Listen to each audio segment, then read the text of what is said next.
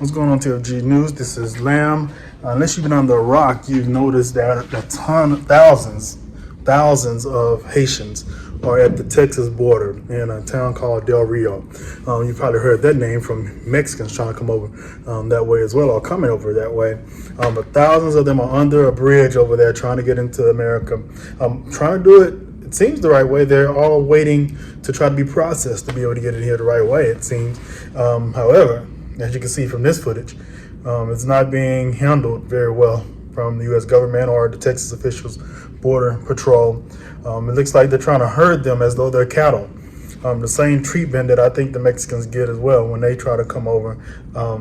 I think it's unfortunate that there's not a better way to handle this. These are human beings, and it kind of sucks that this is the case. Many are wondering, as I seen this, I'm like, where do people come from? Haiti's not right there. Haiti is right below America is Mexico right there. Like, they're coming over from Mexico. How they get to Mexico?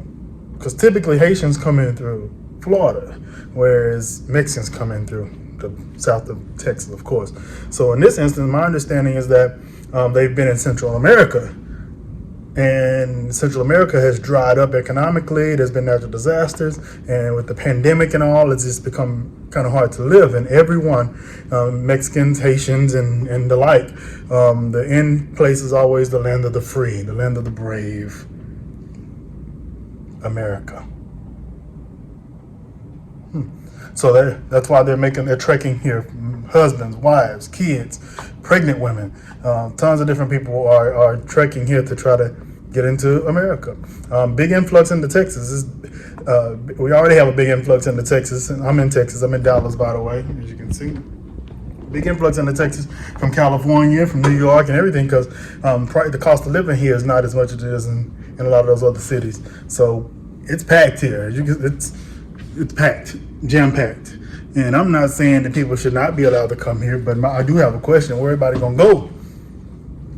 And I hate that Texas does take advantage of it to some degree, because prices, while Texas still has lower cost of living in most places, bigger cities of comparable size or bigger, prices are going up. They're going up. If you look out here, a lot of new buildings, a lot of new apartment complexes coming up. Lots of new apartment complexes, and they're not cheap. Prices are going up. This is not the same uptown and downtown Dallas as it was 10, 15 years ago. Crane right here, prices are going up. Still less, but prices are going up because there's such an influx. So many different apartment complexes are going up. So my question is, what do we do? Right, of course, it's being politicized. You know, Fox News is politicizing it, talking about how Biden is not doing a good enough job and he's on vacation, which that kind of is crazy. He's on vacation while all this is going on. He probably need to be at the border. CNN is politicizing it as well, talking about how the Republicans are covering it and handling it, how Texas is handling it, how Abbott is allowing these. So I hate when they politicize this stuff. But the question still remains, what do we do? Because, you can't show favor to the Haitians because Mexicans are trying to get in every day. Do we let everybody in? Do we let everybody in? Do we? Because Haitians want to come in through Mexico, and Mexicans want to come in through Mexico. One thing that on one of the news channels, they were interviewing some of the Haitians, and the guy was like, Mexicans are raising prices on everything, trying to take advantage of this. And then they let us hear what the Mexicans were saying. One of them said the price, they giving them water. First of all, Texas, the Border Patrol has stopped them from being able to go back and forth. First, they were letting the Haitians go back and forth from Mexico, across the Rio Grande, I believe, from Mexico to Texas, to get resources from over there, getting food and stuff from Mexico, because America wasn't trying to help it. Not America. Yeah, America. Texas wasn't trying to help in that way. And then they stopped it. Then that's why you see the horses, them trying to corral them with horses like they're animals. But they said the Mexicans were inflating their prices. That may be the case in some of maybe the hotels or whatever, but this guy that they showed on the news, he told the guy, we have cold water, 10 pesos. The full case is 150 pesos. And I was like, God dang, they are inflating these prices. That's expensive.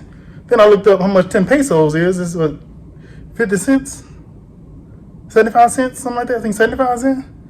And then 150 pesos, like $7, something like that, almost $8. That's not inflating. That's cheap for this big old. It wasn't a regular size. It was big old Evian size bottle. So I don't think that's everybody. I'm sure some of them are, but not everybody. But my question to you that's watching TFG News reporting live here: what do we do? Do we let everybody in? Do we expedite the process for the Haitians? Do we expedite the process for the Haitians and the Mexicans, Colombians, and whoever else trying to come over? What do we do? Biden, you came in at the wrong time. You got a lot of stuff on your hands. Wrong time to be president. You should let somebody else have it. But good luck. TFG News reporting. Peace out.